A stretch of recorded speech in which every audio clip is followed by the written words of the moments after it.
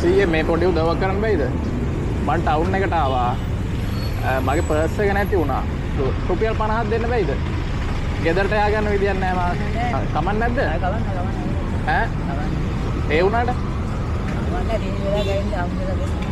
මම මෙතනම දෙන්නේ. මේ හම්බුනම් දෙන්නම් ඔයා මට ආයේ හොඳේ. හරි මම යනවා. ඇත්තටම මේ මං ගාව සල්ලි තියෙනවා. මම බැලුවේ මම උදව් කරනවාද කියලා මට අහලා. මේ පොඩි ගාණක් මගේ මේක තියාගන්නකො. හොඳේ? මේක තියාගන්න.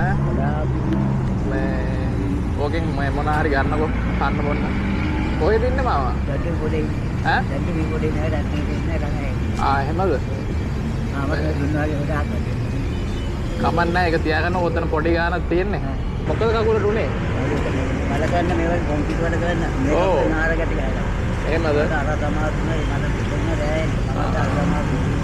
ඉන්න තැනක් නෑ පොඩේ ජීවත් වෙන. ළමයි ඉන්නව නේද? ඉන්නේ කිනු වල ගන්න මෙයාගේ අතේ. නැට් එකට ඔක්කොම ඉන්නේ මොකද? එහෙමනේ. ඒකනේ. එයාට දැන් ගිහින් මොනවා ඉඳලා ගන්න. මොකක්ද මායි? ඉඳලා ගන්න කනවට යන්නේ. ආහා. ඈ? දැන් වයස කීයද මාමට? මට 60ක් වෙනවා 80ක් වෙනවද?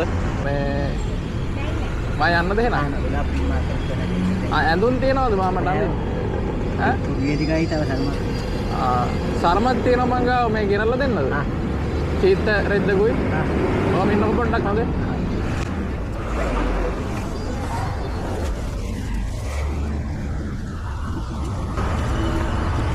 මෙතන තියෙනවා ආච්චිට චීත්ත රෙද්දක්.